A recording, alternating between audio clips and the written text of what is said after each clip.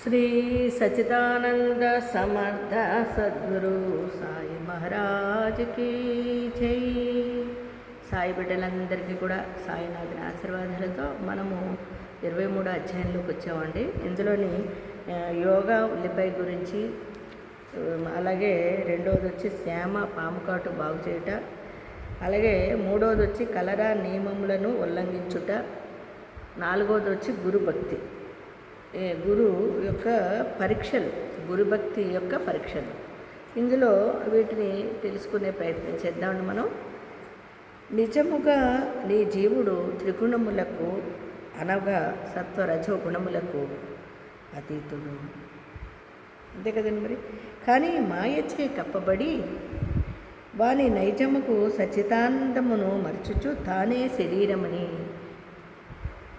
శరీరం అనుకొనుచు అట్టి భావనతో తానే చేయువాడు అనుభవించువాడు అనుకుంటున్నాడు, అంతే కదండి మరి. ఇప్పుడు మానవులు చేస్తున్నది అది. అంటే నేనే నా నైజము అంటే సచ్చిదానందాన్ని మరుస్తారు. అంటే భగవత్ స్వరూపాన్ని, భగవత్ నామాన్ని మరచి అన్నీ నేనే అనుకుని ఆ భావనతో ఉంటూ, అట్టి భావనతో తాను చేయువాడు అనుభవించువాడు అని అనుకునుచు, అంటే నేనే, నాకు జరుగుతున్నాయన్నీ నేనే అనే భావనతో అన్నీ తన వల్లే జరుగుతున్నాయి అనుకుంటూ లెక్కలేని బాధలలో చిక్కులలో చిక్కుకుంటారు. అవును కదా మరి. మనం ఇప్పుడు అంతే కదా. ఇప్పుడు ఏం చేస్తున్నాము? అంతా నేనే చేసుకుంటున్నాను, నేనే సాధిస్తున్నాను, నేనే తింటున్నాను అనుకున్నారు. ఈ భగవంతుని యొక్క నామాన్ని కానీ భగవంతుని కానీ జ్ఞప్తించుకోరు. కానీ అన్నీ తానే అన్నమాట. అప్పుడు ఏం చేస్తారంటే కష్టాలను కొని తెచ్చుకుంటున్నట్టే కదా వాళ్ళు. కష్టాన్ని కొని తెచ్చుకుంటున్నామండి మనం. ఎందుకంటే భగవన్నామస్మరణను మరిచడం వల్ల మన కష్టాలను మనమే కొని తెచ్చుకుంటున్నాము. అదే బాబాగారు అంటున్నారు, నువ్వు అన్నీ నీవే అనుకుని ఏం చేసినావు? భగవన్నామస్మరణ చింతించకుండా, భగవంతుడి మీద ఏమీ అనుకోకుండా అన్నీ నువ్వే అనుకున్నా, అందుకని బాధలను కూడా నువ్వే అనుభవించు.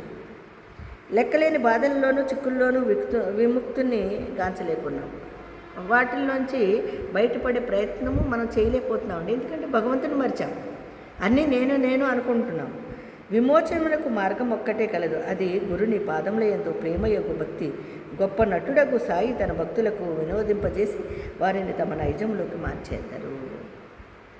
చూసారా ఎంత మనల్ని వదలైన మహానుభావుడు. ఎప్పుడైతే సాయి అంటావో నేనున్నానురా నీ వెనకైనా అంటాడండి ఆయన. అందుకని ఆయన నైజం ఆయనకుంటుంది.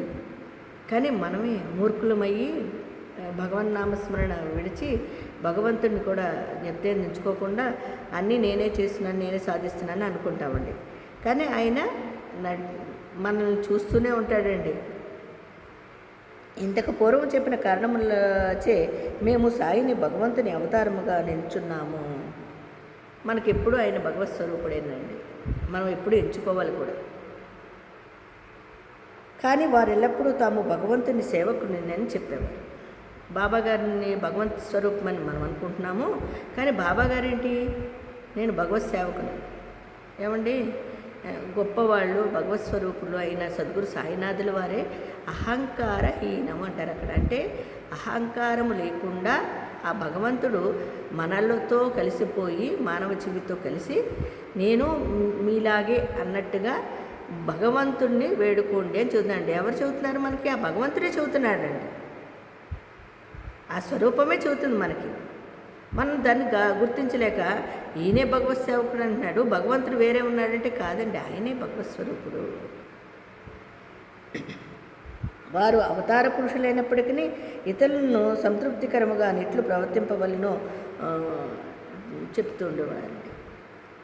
ఆయనే భగవత్ స్వరూపుడు అయినప్పటికీ మనము ఏ విధంగా ఉండాలి, నువ్వు ఏ విధంగా సంతృప్తి చెందుతావని మనకి నచ్చిన విధంగా ఆయన చెప్పడం అండి ఇది ఎంత. అంతేగాని ఆయన భగవంతుడు కాదు, ఆయన భగవత్ సేవకుడు అని కాదు. అక్కడ భగవంతుడే దిగివచ్చి మన ముందు మనకి అన్ని రకాలుగా బోధిస్తున్నా కాడే మనకు మూర్ఖత్వంతో కొంతమంది దాన్ని పట్టుకోలేకపోతున్నాం. అయ్యో సాక్షాత్తు భగవంతుడే మనకు దర్శనం ఇచ్చాడన్నా కూడా కొంతమంది నమ్మలేరండి. అదే ఆ మూర్ఖత్వమే నేను అనే భావంలోకి తీసుకెళ్ళి వాళ్ళ పాతాళంలోకి వాళ్ళ కష్టాలు అనుభవిస్తూ ఉంటారు. అలాగే చూపుచుండేవారు. ఆయా వర్ణాశ్రయములకు విధింపబడిన కర్మలను ఎట్లు నెరవేర్చవలెనో తెలియపెడేవారు.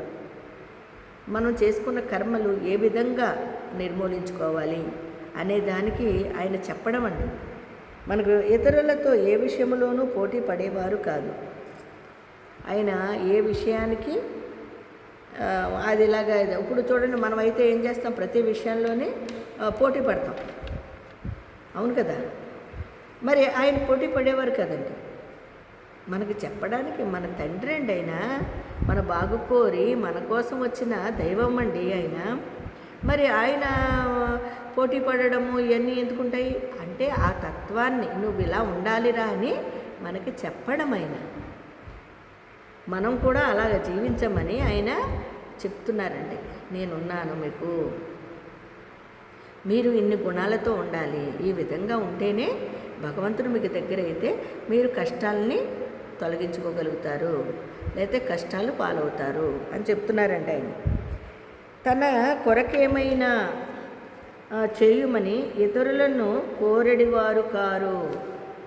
ఆయన ఎందుకండి, ఆయనే మనకి అన్ని రకాలుగా చేస్తుంటే ఆయన ఎందుకు కోరతారండి? ఇలా చెయ్యి అలా చెయ్యని ఆయన కోరరు కదా. సమస్త చేతనాచేతముల యందు భగవంతుని చూడగలిగిన బాబాకు వినయశీలమే ఉచితము కదా. ఆ భగవత్స్వరూపుడైన సాక్షాత్తు భగవత్స్వరూపమైన బాబాగారు ఏమైనా చేయగలరండి. ఆయనకి అది ఉన్నప్పుడు అంత వినయంతో ఆ భగవంతుడే మన ముందు అంత వినయంతో ఉన్నప్పుడు ఆయనకే సాధ్యమవుతుందండి. మనకేమైనా సాధ్యమవుతుందండి? కాదు. మనలో ఉండేది మూర్ఖత్వం, అహంకారం, ఇవన్నీ ఉన్నాయి. మరి ఆయన భగవంతుడు కాబట్టి అంత వినయంగా మనకి ఆ విధేయతలతో ఎంతో నమ్రతతో ఆయనకి మనల్ని బోధించడం జరుగుతూ ఉందండి ప్రతి విషయాన్ని. అయినా సరే పట్టించుకునేవాడు పట్టించుకుంటున్నారు, పట్టించుకోలేని వాడు పట్టించుకోవట్లేదు. వాళ్ళ కర్మకి ఆయన ఏమంటారంటే వాళ్ళు తెలుసుకునేలాగే చేస్తాడు. లాస్ట్కి భగవంతుని యొక్క దగ్గర అవ్వడానికే ప్రయత్నం చేసేలాగా చేస్తాడండి. మనం మర్చిపోయినా, మనం వదిలేసేయాలనుకున్నా ఆయన మాత్రం మమ్మల్ని వదలకుండా ఈ బిడ్డ యొక్క కర్మల్ని ఎలా తొలగించాలని మనకి దగ్గర అవుతారండి బాబాగారు. అయితే ఎవరిని నిరాదరించట కానీ అవమానించట కానీ వారెరగారు. ఎవరిని కూడా బాధించడం అనేది ఆయనకి తెలియదు. అంతా ప్రేమతత్వమే, ప్రేమతోనే ఆయన మనల్ని దగ్గర చేసుకునేది. ఒకళ్ళని దగ్గర చేసుకుని ఒకళ్ళని దూరం చేసుకునేది కాదు. చెడ్డవాడైనా మంచివాడైనా దగ్గర చేసుకుని ప్రేమతో చక్కగా ఆయన వినయ విధేయతలతో వాళ్ళని దగ్గర చేసుకునేవారండి. సమస్త జీవులలోనూ వారు నారాయణుని గాంచుచుండేవారు. సమస్త జీవుల్లోని ఆయన నారాయణుని కాల్చు. అలాగే మనం కూడా ఈరోజు ఆ సాయినాథుల వారిని దర్శించుకోవాలి. ప్రతి ఒక్కరూ కూడా ప్రతి జీవరాశిలోని ప్రతి చోట వస్తురూపేణ కానీ జీవరూపేణ కానీ వృక్షరూపేణ కానీ ఏదైనా సరే సమస్త జీవుల్లోనూ మన సద్గురు సాయినాథుల వారిని మనం కూడా దర్శించుకునే అంత యొక్క భగవన్ నామస్మరణతో మనము ఆయనకి దగ్గర అవ్వాలండి. వారు భగవంతుని ఎల్లప్పుడూ తలచువారు. ఎల్లప్పుడూ అల్లా మాలిక్ అనగా భగవంతుడు సర్వాధికారి అనుచుండేవారు. ఆయన ఎప్పుడూ భగవంతుడిని ధ్యానిస్తూ ఆ భగవంతుడు సర్వాంతర్యామి అని అల్లా మాలిక్. అల్లా మాలిక్ అంటే దాని అర్థం ఏంటంటే భగవంతుడు సర్వాంతర్యామి, అంతే కదండి. మరి ఇప్పుడు బాబాగారే సర్వాంతర్యామి, సద్గురు, సకల జీవ స్వరూపుడు, సకల జీవుల్లోనే ఆయనే ఉన్నాడు. ఆయనే నారాయణుడు. ఆ నారాయణ్ణి నిరంతరము మనము స్మరించమంటున్నారు బాబాగారు. మేమేతర యోగులను ఎరుగము. ఇలాంటి వారిని మనం అసలు ఎరుగుదామండి? ఇంత గొప్ప మనకి జ్ఞానం వచ్చిన కాడించి బాబాగారు అంటే ఇలాంటి యోగీశ్వరుని మనం ఇప్పుడైనా దర్శించుకున్నామండి? ఈ యొక్క జన్మలో దర్శించుకున్నామండి. వారు ఎట్లు ప్రవర్తింతురో, ఏమి చేసేదరో, ఎట్లు తినేదరో తెలియదు. ప్రపంచమంతా ఆయన కుటుంబమే, మనమందరము ఆయన బిడ్డలమే. ఎవరు ప్రేమతో ఏ విధంగా పిలిస్తే పెడితే దాన్ని స్వీకరించడమే. అది ఆయనకి తప్ప మనకు ఎలా తెలుస్తుందండి? మన పుణ్యం దగ్గర అయిందనుకోండి, మనకు దగ్గర అవుతాడు ఆయన. పాపం ఎక్కువైందనుకోండి, మనకు దూరం అవుతాడు ఆయన. మన ప్రవర్తన బట్టే ఆయన యొక్క ఆశీర్వాదం ఉంటుంది.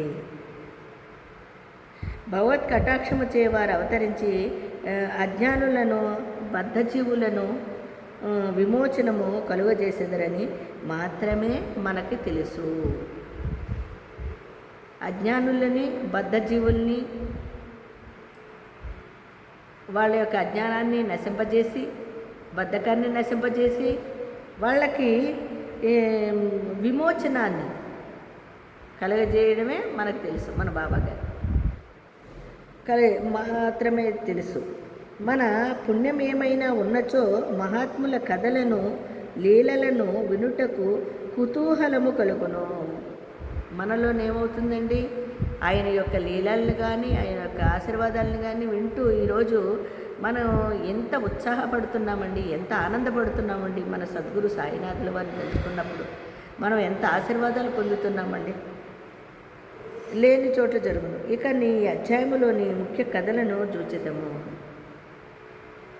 ఇంత ఆనందపడుతూ బాబా ఆశీర్వాదాలను పొందుతూ మనందరం కూడా ఈరోజు ఈ మాత్రము ఈ జీవి సుఖ సంతోషాలతో ఉన్నాము అంటే కారణము మన సద్గురు సాయినాథుల వారి ఆశీర్వాదములే.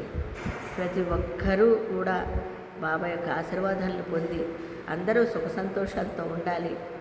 వాళ్ళ యొక్క అజ్ఞానాల్ని తొలగించుకొని బాబా సేవలో జీవించాలని కోరుకుంటూ, రేపొద్దున్న మనము యోగా ఉల్లిపాయ గురించి బాబా గారు చెప్తారండి. దాన్ని తెలుసుకునే ప్రయత్నం చేద్దామండి 23వ అధ్యాయంలో. అంతవరకు సాయిరామండి.